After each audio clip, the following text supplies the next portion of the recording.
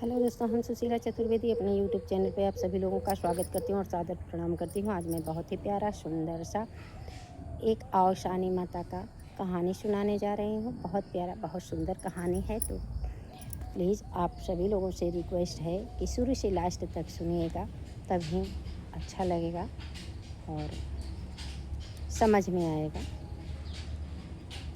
एक पंडित और एक पंडिताइन रहते थे। तो पंडिताइन के बीच में दो बच्चे थे, एक लड़का एक लड़की।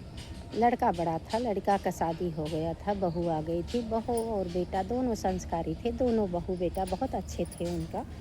बहू भी घर का सारा काम काज ये करती थी, बेटा भी माँ बाप के कहे अनुसार चलता था। बेटी छोटी थी। एक दिन उनके घर में एक पंडित जी आए और पंडित जी भिक्षा लेने के लिए आए। बोले अगर घर में कोई हो तो भिक्षा दे दो। तो उनकी बेटी भिक्षा लेकर आई पंडित की। तो बेटी भिक्षा देने लगी तो बेटी को पहले पंडित जी नीचे से ऊपर तक निहार लिए, देख लिए। इसके बाद बोले मैं तुम्हारे हाथ से भिक्षा नहीं लूँगा, अगर घर में कोई हो तो दे भिक्षा और नहीं तो मैं चला जाऊँगा। तो यह सुनकर उसकी ननद भाभी भी साथ में आई थी। भाभी बोली ननद जी के हाथ से आप भिक्षा नहीं ले रहे हैं पंडित जी, तो मेरे हाथ से ले लीजिए।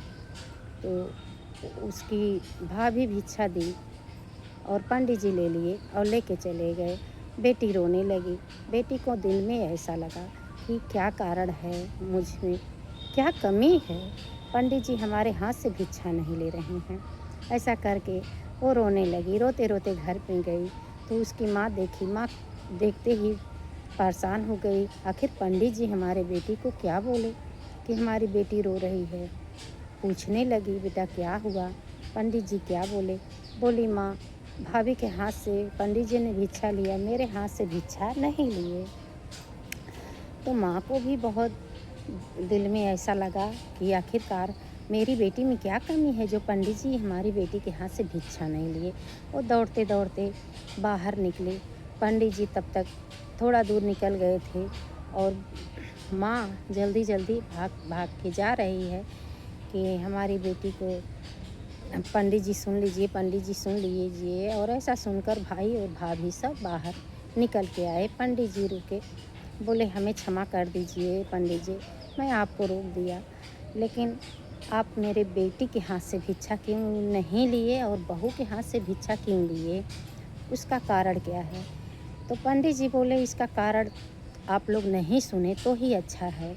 बोले नहीं, क्या कारण है। बोले आप सुन नहीं पाएंगे और बहुत कष्ट होगा आपको। तो माँ बोली आखिरकार क्या है, आप कोई भी कष्ट हो। भाई भी बोला कि कोई भी कुछ भी हो तो पंडित जी हमें बताइए क्या बात है, आप क्यों नहीं हमारी बहन के हाथ से भिक्षा लिए। तो पंडित जी बोले देखिए आपकी बेटी सुहागन नहीं है और कभी सुहागन हो नहीं सकती, इसके इस भाग्य में सुहाग लिखा ही नहीं है।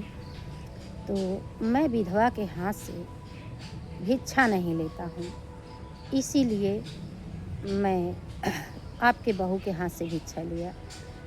तो माँ बोली कि पंडित जी आप इतना कुछ जानते हैं और तब ये भी तो जानते होंगे कि इसका निवारण कुछ तो होगा।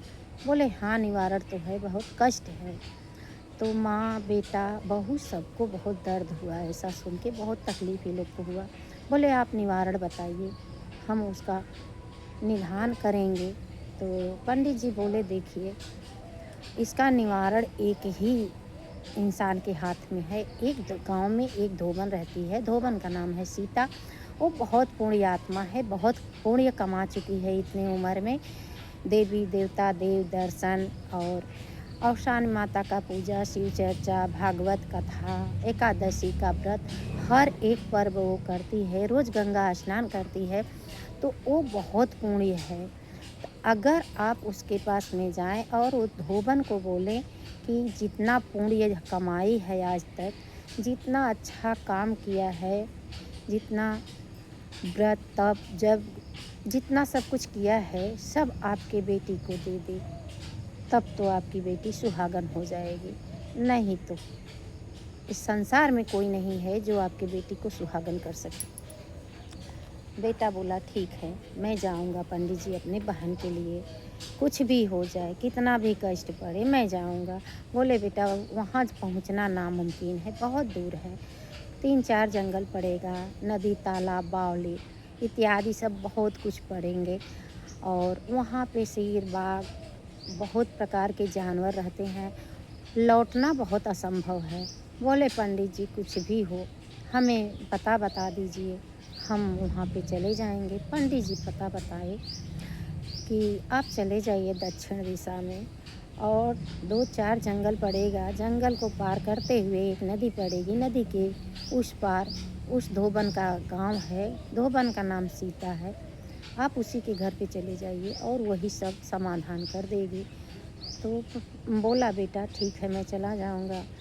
सुबह हुआ, बेटा बोला माँ मैं जा रहा हूँ धोबन के तलाश में। बहू बोली इतना दूर आप जा रहे हैं तो मैं भी चलूँगी, मुझे भी तो ऐसा है कि मेरी ननद का घर बस जाए, मेरी ननद खुश रहें। और इतना कठिन, इतना संघर्ष करके आप जाएंगे तो मैं भी आपके साथ में जाऊंगी, जो कुछ रहेगा आपके साथ में दुख सुख झेलूंगी और चलूंगी साथ में। तो उनको साथ में ले लिए और माँ जानने लगे बेटा बहू, तो उन लोग को थोड़ा थोड़ा सतुआ गठिया दे और एक एक लोटा दे दी कि तुम दोनों जन भूख लगेगी, प्यास लगेगी तो पानी पी लेना कहीं से इधर उधर से लेके, तालाब बावली में से, और ये सतुआ खा लेना, पी लेना। तो ऐसे चले जाना। तो दोनों जन निकल गए, सतुआ खाते, पानी पीते, सबसे पूछते, जंगल जंगल भटक रहे हैं, जानवरों को देख देख के इधर से उधर छुप छुप के जा रहे हैं। और माता औशानी की कृपा है कि वो लोग सीधे सीधे चले गए। जाते जाते एक जंगल में पहुँचे, जंगल बहुत घना था, कठिन था। वहाँ पे एक वृक्ष था पीपल का, पीपल के वृक्ष के नीचे दोस्तों ये लोग बोले थोड़ा छहा लेते हैं, आराम कर लेते हैं, थक गए हैं चलते चलते, यहीं पे आज आराम करेंगे तो फिर निकलेंगे। तो वहाँ पे अच्छा जगह देख के पीपल के नीचे वो लोग दोस्तों बैठ गए। फिर वहाँ नीचे एक अजगर रहता था और ऊपर में एक बहुत बड़ा सांप रहता था, नाग, और ऊपर में सोन चिड़ैया रहती थी पीपल के ऊपर। तो पीपल के ऊपर से जब सोन चिड़ैया उड़ जाती थी तो बच्चे लोग नीचे उतर जाते थे सोन चिड़ैया का, तो वो सांप सब खा जाता था। जो नाग रहता था वो एक बिल बना के बिल में रहता था। जब ये दोनों पति पत्नी वहाँ पहुँचे तो उस दिन वो ये लोग के डर के मल्ले नहीं निकला। अगर मैं निकलूँगा तो इंसान है शायद हमें मार डालेंगे। और सोन चिड़ैया का जितना बच्चे थे सब नीचे उठ आके चहचहा रहे थे और वो तो लपर लपर कर रहा है कब ये लोग हट जाएं कि हम खा जाएं, लेकिन ये लोग कहाँ हटने वाले हैं। जब बच्चे लोग को ये लोग देखा तो दोस्तों थोड़ा सा सतुआ दे दिए, सतुआ दे दिए बच्चे लोग को, दोना बना के उसी में डाल दिए और चिड़ैया के बच्चे सब खा गए। और वो लोग चाव चाव करने लगे। चिड़ै लोग का चौचाहट कितना सुंदर लगता है और वो लोग को भी अच्छा लगने लगा। जब सोन चिड़ैया लौट के आई तो बहुत खुश हुई कि आज मेरा बच्चा जीवित है और ये इंसान लोगों के कारण ही जीवित है और हमारा बच्चा कितना चहचहा रहे हैं। तो ये लोग के बोली कि आप लोग कौन हैं, कहाँ से आए हैं, अगर कोई मदद की बात हो तो मैं आप लोगों का थोड़ा बहुत मदद कर दूं। तो ये सोन चिड़ैया इंसानों का थोड़ा बात भी बोलती थी और बात भी समझती थी। तो ये लोग बोला कि अगर आप हमारा मदद करना चाहते हैं तो हमें आप सीता धोबन का नाम जानती होंगी तो बता दीजिए उनका घर का पता।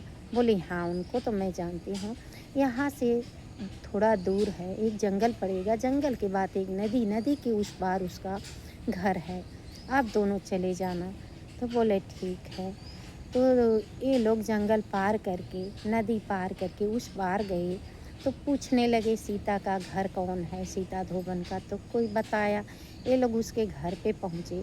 जब घर पे पहुँचे दोस्तों तो सीता धोबन के घर पे बहुत तेज़ से झगड़ा हो रहा था। उसके 5 बहुएँ और 5 बेटे थे, पाँचों आपस में झगड़ रहे थे कि हम काम नहीं करेंगे। वो बोलता मैं ये नहीं करूँगी, वो बोलती है मैं वो नहीं करूँगी, ऐसा करके काम के लेके बहुत झगड़ा हो रहा था। तो ये लोग सोचा कि इस समय उचित नहीं है सामने जाने के लिए, तो वहाँ पे एक गदहा उदहा जो बना के गदहा रहते थे, तो उनका घर था। धोबन के पास गदहा थे, तो जिसमें गदहा रहते थे उसी में ये लोग दोनों जाके छुप गए। जब छुप गए तो वो लोग अपना झगड़ा उगड़ा किए, घर में घुस गए, खाना पीना बनाए, खाए पिए, रात को सो गए। सुबह हुआ, धोबन 4 बजे उठी और गंगा स्नान करने चली गई। उसका रोज का दिनचर्या था, वो सुबह में उठ के गंगा स्नान करती थी, पूजा पाठ सब कुछ करते थे। तो जब वो चली गई तो ये दोनों पति पत्नी क्या किए, पति बाहर का काम संभाल लिया, जितना गधे का सब गंदा उंदा था सब उठाया, कीचड़ फीचड़ उठा के साफ किया, झाड़ू सब लगाया, और पत्नी अंदर गई, झाड़ू पोछा बर्तन सब कर दी, और करके फिर जाके छुप गए दोनों। धोबन आई, बोलती अरे आज तो मेरा घर साफ सफाई, मेरी बहू ने कितना जल्दी सारा काम कर ली। तो ऐसे करके 2 दिन बीता और वो देख नहीं पाती है, काम हो जाता है।